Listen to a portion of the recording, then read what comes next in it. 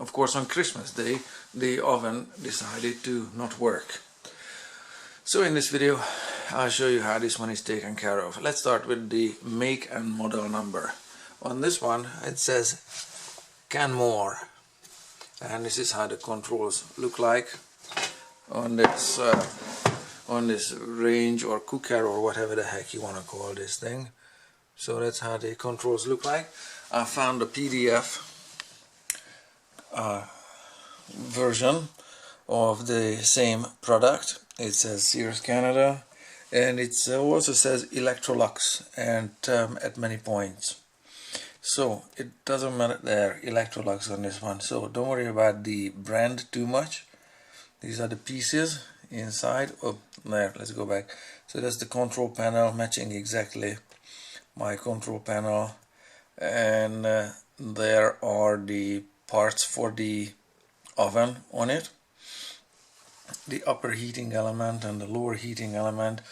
Maybe it's got a fuse somewhere that blew, I don't know. The oven doesn't work, so gonna have to take everything apart. The oven or the product comes with a part number on this one. This is the part number there for its model and serial number, but as Sears or these manufacturers have millions of parts and variations of very closely looking or near identical models, sometimes the parts are interchangeable, sometimes they're not. It's important on the oven's heater element what its wattage is. Okay, so if it's 2400 watts, then don't replace it with something that otherwise looks like it fits but it's 2700 watts. So you gotta watch out for these numbers. There are also more numbers. Yeah, we're making progress. There are more numbers on this thing. Let me just show you.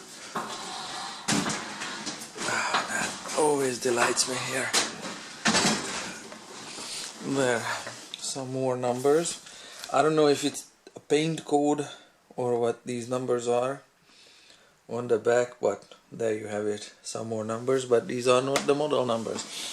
And of course it always comes with a set of electrical instructions, which I have taken out already. And the next thing to do to get to the oven elements, because they do remove through the back panel, is to remove a bunch of screws, such as this one here. Okay, I've removed some of them from some of these locations. Okay, you need to remove this back panel to get to the baking elements. So the first thing you want to do right after you turned it out and you have access to the outlet there is to unplug it. Okay, very important, because once you removed a bunch of these screws, this is how the screws from the back look like.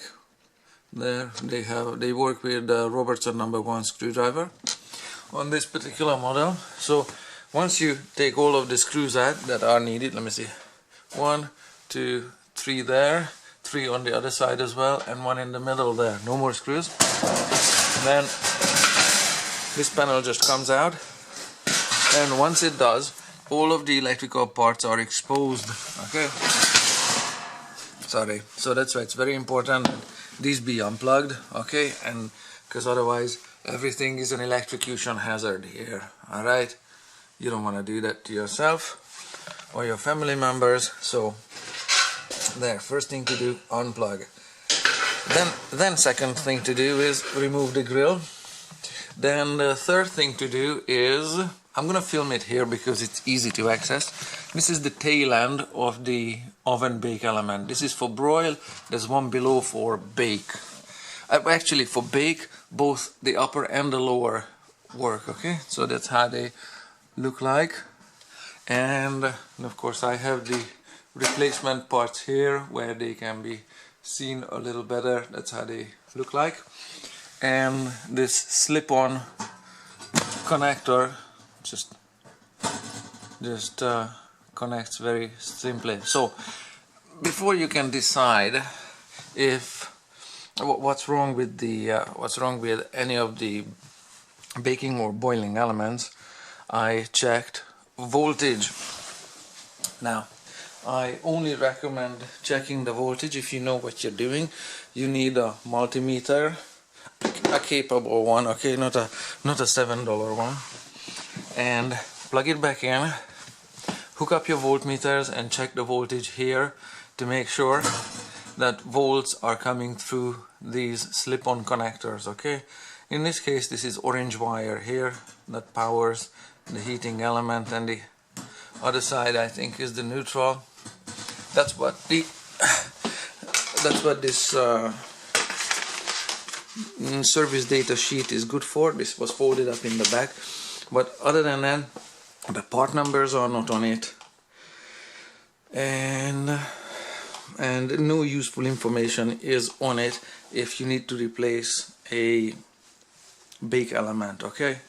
So I'm just gonna leave it there. It's not worthless. It's good for what's hooked up to what.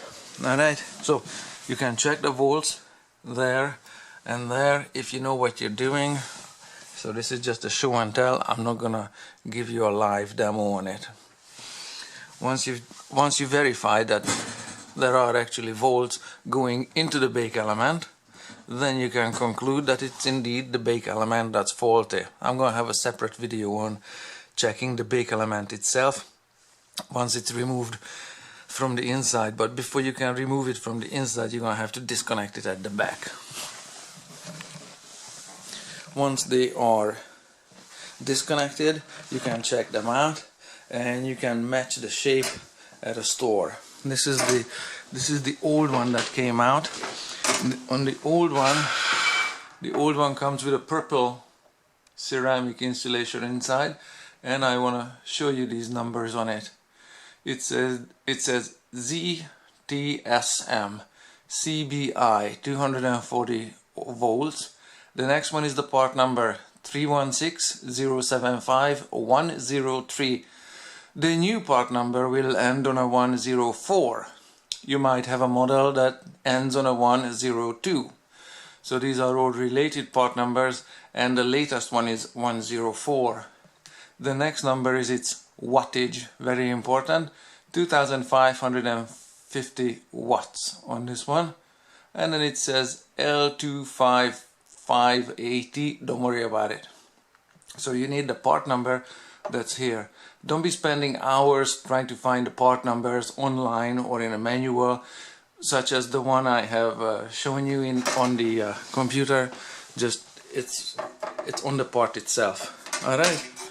And on the new one, of course I'm not finding it now, but the new part also comes with a part number. Oh, there we have it.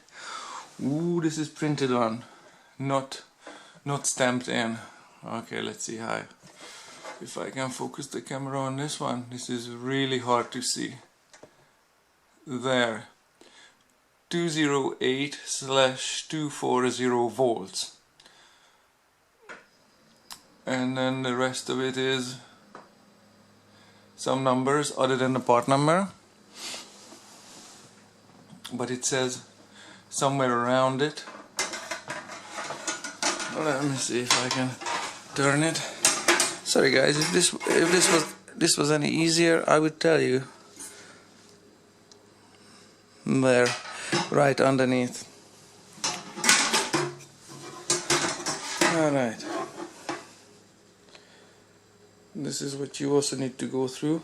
And there, you can see the numbers 1950/2600 watts. Those two numbers for wattage correspond to whether it's 204 volts or 240 volts. So don't worry about it. How it can be possible that it's 204 as well as 240. Don't worry about it. Next one is the part number. Faint, very very faint, but you can read it in this light. 316075-104. Okay, and then some more numbers. L101E, that's right. Okay, so these two, sorry, 208, not 204. So those two voltages, 208 and 240, just relate back to these two different wattage numbers. The 1950, oops, where is it? 1950 and 2600. So this is fine. This is the replacement part for the one that burned out, and they mount on the inside with two of these screws. I'll show you. Now, when you place the bake element through, there is this fluffy insulation, so you're gonna have to, there's already a hole cut through it there, that's where it's gonna go, and try not to dislodge the insulation. Okay, it's gonna come through there. Of course, when the bake element burns out, that's a perfect opportunity to clean up the oven. This was cleaned with a putty knife or drywalling knife. So all you need is a screwdriver and placing the heating element. Oops, carefully, such as there. There. Something like that. I want to put the screws in last, because now I'm gonna need to pull it out again, unplug it, because I plugged it back in, so we have light for the previous footage. And of course,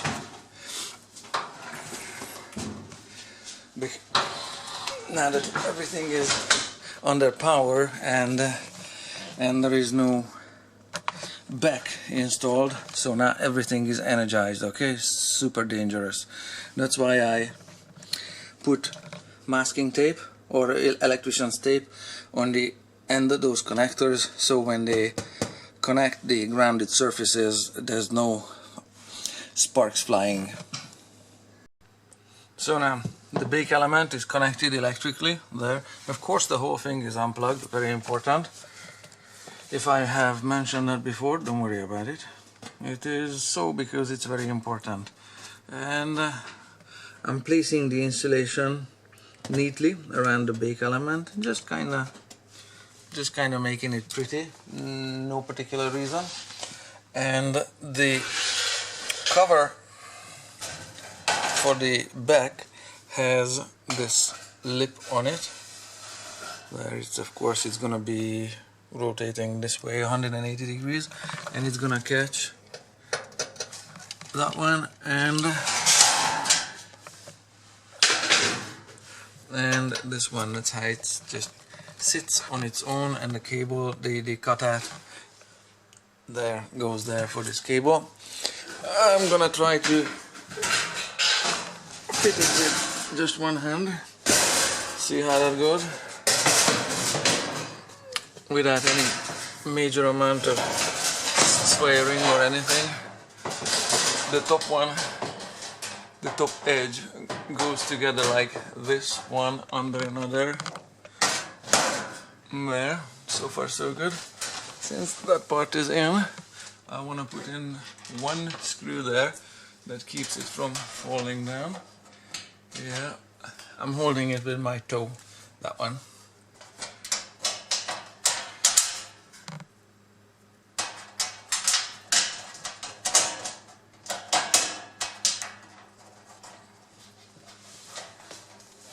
There. That's good enough. That's holding the panels together enough for me to make this connection on the bottom here.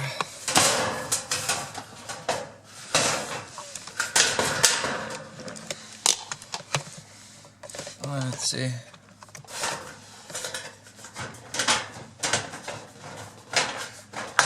Yeah. There's one there. The other one There, good, it's held in place.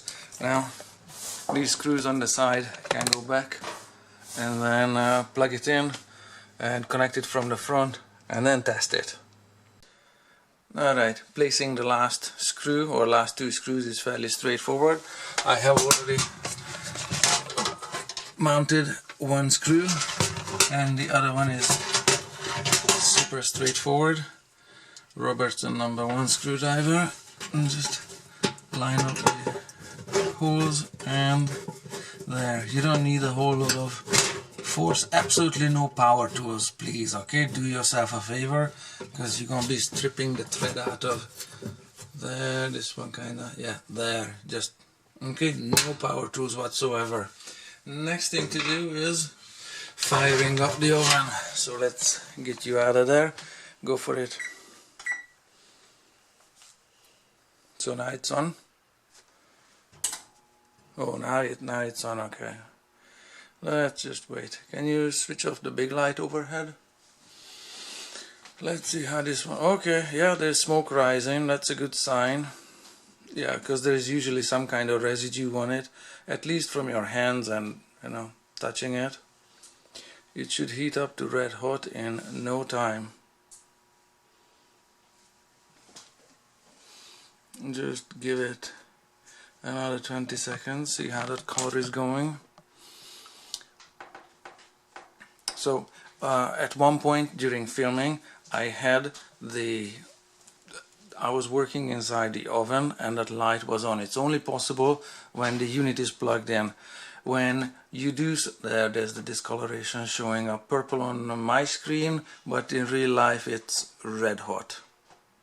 So if you do want to use that light to get yourself some, you know, as a work light, do yourself a favor and put the back panel on with at least one screw, okay? So there is no danger of accidentally touching energized components, alright? So this one is fully functional there, and the upper one is not running. I don't know why. Maybe just the lower one needs running for bake, but the upper one is good. It's been tested previously, so this one is a keeper.